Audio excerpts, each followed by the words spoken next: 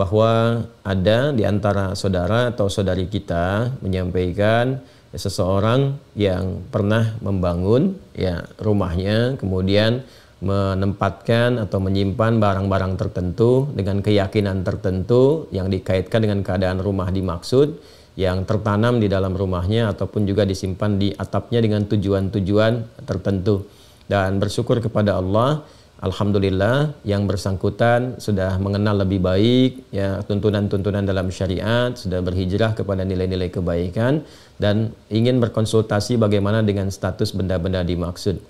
Saya ingin menyampaikan bahwa di dalam Islam tidak ada tuntunan-tuntunan yang mengaitkan kekuatan-kekuatan kepada benda-benda tertentu yang memberikan manfaat atau madarat selain semua tumpuan kita kepada Allah.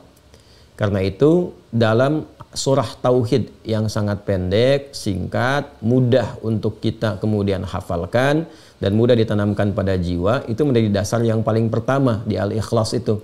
Begitu kita bacakan Qul huwallahu ahad, katakan Muhammad sallallahu alaihi wasallam, diinfokan kepada kita semua, Tuhan kita itu adalah Allah yang layak dipertuhankan, satu-satunya dipertuhankan, disembah. Kemudian Allahus Samad ayat yang keduanya, dan Allah menjadi pusat segala tumpuan, harapan, permohonan yang mendatangkan manfaat atau mengizinkan satu madarat dengan hikmah tertentu terjadi dalam kehidupan kita. Nah, karena itu setiap kita memohon, meminta, berharap sesuatu itu tidak diperkenankan kecuali hanya kepada Allah saja. Di dalam itulah kemudian Allah menyajikan berbagai hal, cara, bahkan secara detil disampaikan kepada kita. Dari perintah untuk berdoa, bagaimana kemudian menjanjikan menjawab. Ya, di Al-Baqarah ayat 186. Wa idza sa'alaka 'ibadi 'anni fa inni qarib ujibu da'watad da'i idza da'an falyastajibu li wal yu'minu bi la'allahum yarshudun. Nah, jika hambaku mencari untuk mendekat kepadaku, ada permohonan tertentu, kata Allah Subhanahu wa taala, sampaikan Muhammad sallallahu alaihi wasallam, ya aku begitu dekat, kalau hambaku berdoa pasti aku kabulkan. Kalau ada permohonan pasti aku berikan jalan, kan? Dalam konteks apapun, dalam pekerjaan, ingin mendapatkan rezeki, dalam keadaan rumah ingin diberkahi, kan yang punya berkah itu Allah, kan? Yang memberikan ketenangan itu Allah, sakinah itu di rumah itu Allah yang berikan. Karena itu dibuka dengan kalimat ayat, wa min ayatihi, di antara tanda kebesaran Allah Subhanahu wa taala. Quran surah ke-30 ayat 21 itu. Jadi kalau di rumah ingin mendapatkan ketenangan, sakinah, tidak ada gangguan, gak ada macam-macam, kemudian mawaddah, rizkinya mengalir bagus, ya, bermanfaat rumahnya, rahmah, ada cinta kasih yang dalam di dalamnya untuk keluarga besar, itu yang punya siapa? Sakinah. Mawaddah siapa? Rahmah siapa? Allah, gak ada yang lain. Jadi kalau kita mau minta, mintanya ke Allah, dan jangan sampai meminta kepada Allah ya dengan cara-cara yang Allah tidak sukai, ya, dengan cara-cara yang tidak Allah ridai. Karena itulah Allah berikan cara kepada kita. Ada yang bisa memanggil langsung, Allah turunkan misalnya nama-nama terbaik dikenal dengan Al-Asmaul Husna, Quran surah 17 ayat 110. Qulid'ullaha awid'ur rahman ayyama tad'u falahul asma'ul husna.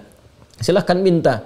Ya, ada yang minta dalam sholat, minta biasa berdoa. Kemudian kalau kita minta pun dengan menggunakan wasilah misalnya, boleh. Itu ada di Quran surah kelima, ya, Al-Maidah ayat 35. Ya ayyuhalladzina amanu taqullaha wabtaghu ilaihil wasilah.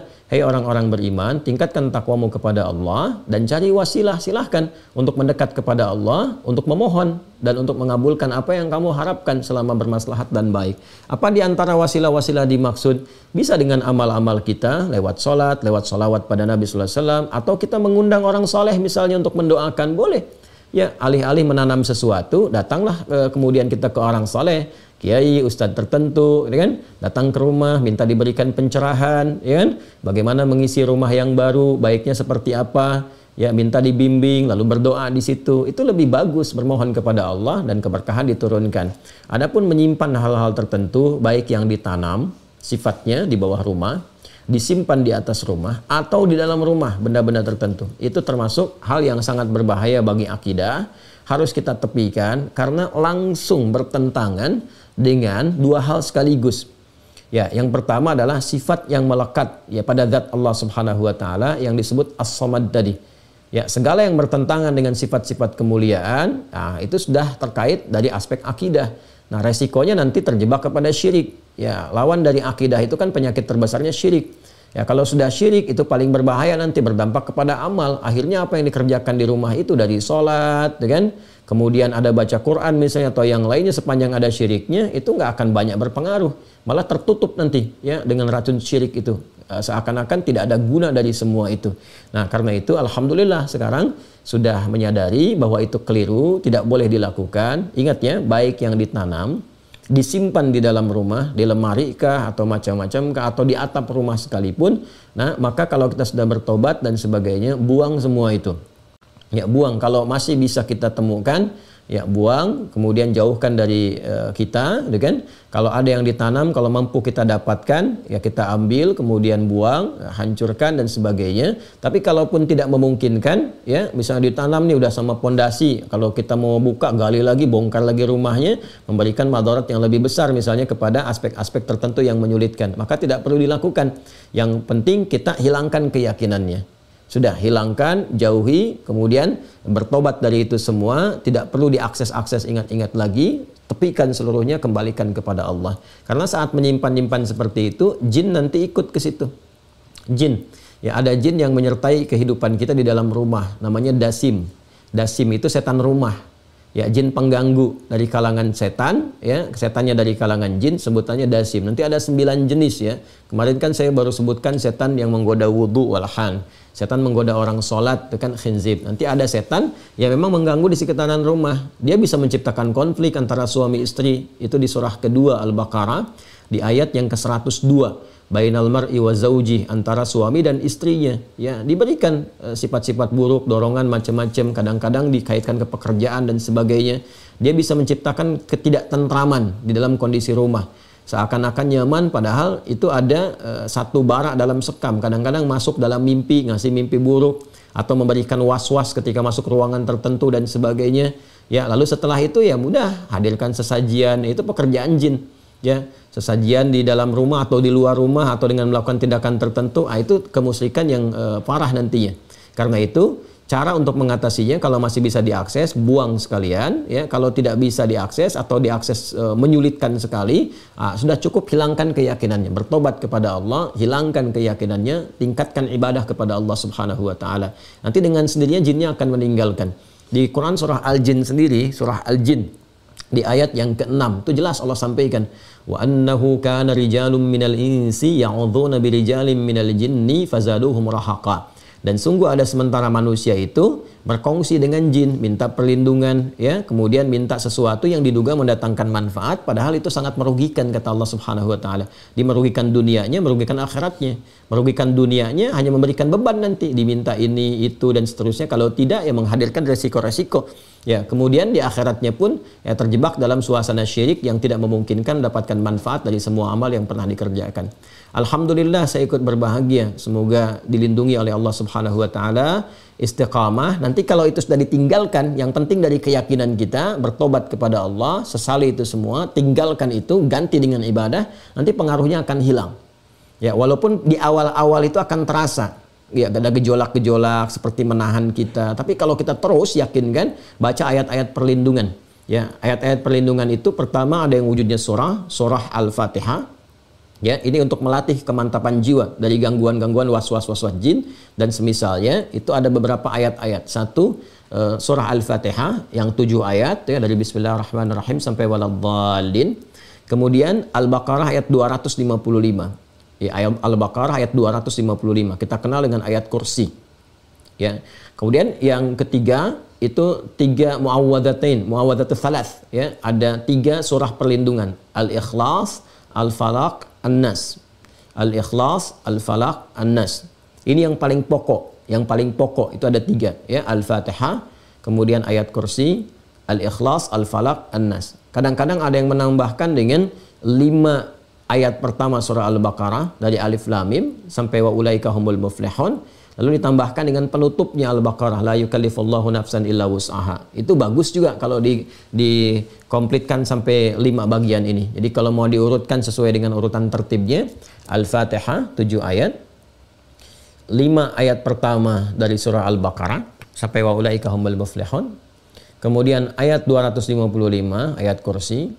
Kemudian selanjutnya yang keempat, akhir ayat Al-Baqarah ayat 286. Dan yang kelima bagian terakhir, 3 surah terakhir dalam Al-Quran. Al-Ikhlas, Al-Falaq, An-Nas. Nah, kalau kita konsisten melatih dengan itu, baca, jadikan zikir kita. Kalau terjebak pada yang seperti tadi, pengaruh-pengaruh dan sebagainya, nah itu Allah akan mengangkat ya pengaruh-pengaruh jin tadi, pengaruh-pengaruh yang tidak baik, was-was, ketakutan, ada ini, itu diangkat oleh Allah, diganti dengan penanaman tauhid, kekuatan-kekuatan Rabbani namanya, kekuatan Rabbaniyah. Tanamkan pada jiwa kita sehingga yang tadi itu hilang. Nah, mengangkat sesuatu dari dalam diri kita dan mengganti dengan baiknya, itu yang disebut ruqyah namanya. Karena itu 5 bagian tadi disebut dengan ayat-ayat ruqyah atau surah-surah ruqyah. Itu bisa dengan meruqyah diri sendiri, pribadi kita. Dia membiasakan. Jadi mengeluarkan sifat-sifat jelek yang ada dalam diri kita, entah pengaruh dari nafsu atau pengaruh dari was-was setan. Ya, itu dibiasakan juga oleh para ulama. Makanya setiap sholat kan ada surah-surah berzikir kan? Ya, 3 surah terakhir termasuk surah Al-Baqarah 255, ayat kursi itu kan kita pakai lewat zikir. Ya, Al-Fatihah kita pakai, kemudian 5 ayat juga di pembuka Al-Baqarah dan 1 ayat terakhir penutupnya kita pakai juga. Dan yang paling populer kan Al-Ikhlas, Al-Falaq, An-Nas. Ya, itu saya kira yang bisa dilakukan ya Bu. Kalau bisa diakses, ambil barangnya, buang, itu kan, hancurkan. Kalau nggak bisa sama sekali seperti ditanam, ya tidak harus melakukan tindakan yang beresiko lebih besar lagi, ya baik kepada finansialnya, ataupun juga kesulitan untuk tinggal, atau bahkan merombak, memberikan beban lebih. Cukup tinggalkan, sesali gitu kan, dan jauhkan, lalu mulai meruqyah diri kita sehingga terbebas dari pengaruh-pengaruh benda yang dimaksudkan. Tapi kalau masih bisa diakses, misalnya ditanamnya di sampingnya yang bisa digali dan sebagainya, buang, karena khawatir nanti ada perjanjian-perjanjian tertentu yang tidak diketahui mengikat pada barang itu, ya kan, yang bisa mempengaruhi kepada tubuh. Ya, tapi kalau sudah tidak sama sekali bisa ditemukan, 5 bagian tadi tolong dilakukan untuk bisa menghadirkan perlindungan dari Allah Subhanahu wa taala dan mematikan ya jaringan-jaringan keburukan tadi yang mungkin hadir di situ, yang dimanfaatkan oleh jin tertentu, kalangan tertentu dari was-was syaitan. Saya kira seperti itu, Bu ya. Dan mudah-mudahan keluarga dijaga selalu, istiqamah dalam kebaikan, dan kita semua mudah-mudahan juga kembali kepada Allah dalam keadaan husnul khatimah insyaallah. Wallahu taala a'lam bissawab. Jazakillah khair.